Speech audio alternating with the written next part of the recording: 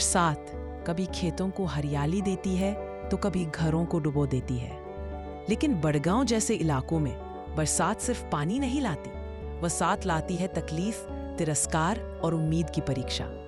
आज की कहानी है मालती की, एक माँ जिसने खुद को मिटाकर अपनी बेटी पायल की पढ़ाई के लिए लड़ाई लड़ी, उस बरसात में जब गांव तक रास्ते भी बह गए थे।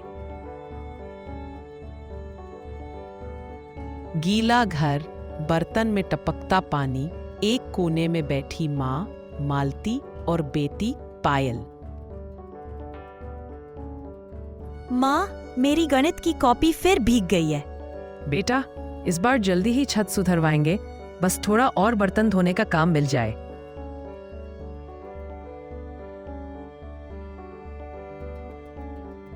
गांव के एक स्कूल का बोर्ड, कक्षा 6 में प्रवेश की अंतिम तिथि 5 जुलाई। माँ, मेरी सहेली सीमा स्कूल जा रही है, मैं भी चलूं? हाँ बेटा, हम कल चलेंगे स्कूल। लेकिन स्कूल तक जाने के लिए जो रास्ता था वो अब नदी बन चुका था। लकड़ी का पुल पिछले हफ्ते बह गया था और गांव वालों का कहना था, लड़कियों को इतना दूर स्कूल भेजने की जरूरत ही क्या है। मालती स्कूल जाकर प्रिंसिपल से मिलती है। माफ कीजिए मालती जी, बिना बाप की बेटी को पढ़ाने का क्या फायदा? पहले पुल बने फिर देखेंगे। मेरी बेटी पढ़ेगी, चाहे रास्ता बने या मैं खुद रास्ता बना लूं। यह शब्द गांव में गूंजे जैसे किसी ने पत्थर मार दिया हो। औरतों ने कानों में हाथ डाले, मर्दों ने तिरछी निगाहें डाली, लेकिन मालती अब पीछे हटने वाली नहीं थी। हर शाम बर्तन धोने के बाद मालती और पायल गांव के जंगलों से बांस काट कर लाती। गांव का एक युवक नरेंद्र, जो चुपचाप मालती की मेहनत को देखता था, एक दिन मदद करने आ पहुंचा।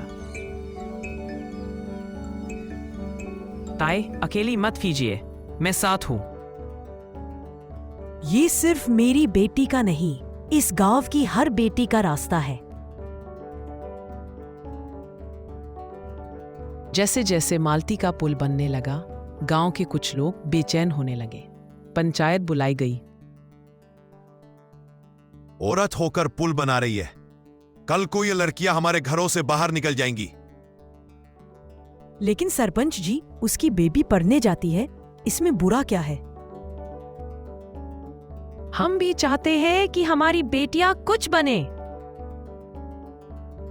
धीरे धीरे गांव की महिलाएं भी मालती के पक्ष में आने लगी, लेकिन सरपंच और प्रिंसिपल जैसे लोग अब भी दीवार बनकर खड़े थे।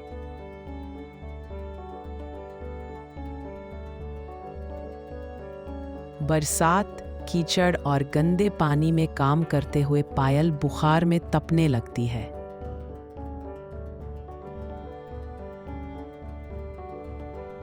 बस बेटा, बस 2 दिन और, फिर तू स्कूल जाएगी।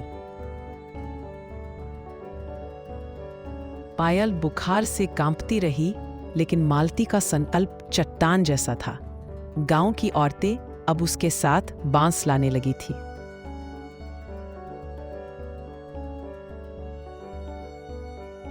आकाश गड़गड़ा रहा है, पानी का बहाव तेज है, लेकिन मालती रुकती नहीं।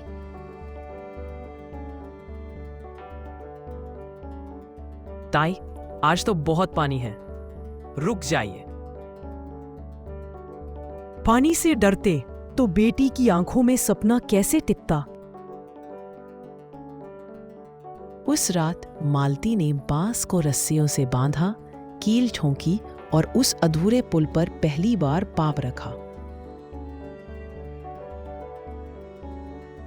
सूरज की किरणें पहली बार कई दिनों में दिखती हैं। माँ, क्या आज स्कूल चलेंगे? हाँ बेटा, आज स्कूल तुम्हारे लिए रास्ता बन गया। गांव की औरतों ने मिलकर आखिरी बांस को रस्सियों से बांधा। अब पुल तैयार था।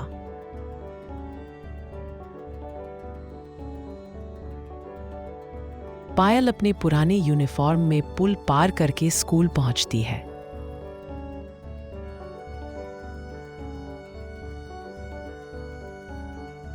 पायल, तुम कैसे आई?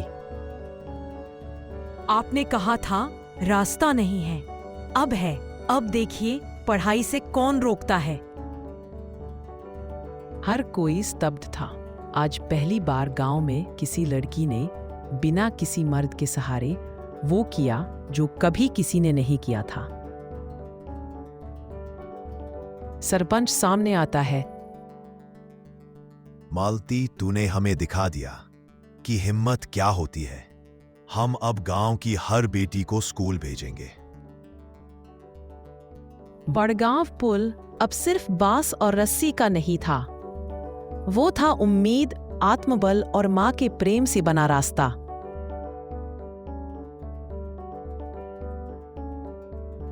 पायल क्लासरूम में बैठी है, हाथ उठाकर सवालों के जवाब दे रही है।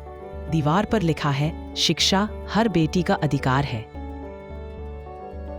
मालती ने बरसात से नहीं लड़ा, उसने लड़ा समाज से, सोच से, तिरस्कार से, और जीत उस मां थी हुई जो चाहती थी कि उसकी बेटी सिर झुकाकर नहीं, किताब उठाकर चले। ये थी बरसात की नई सुबह, एक मां का सपना।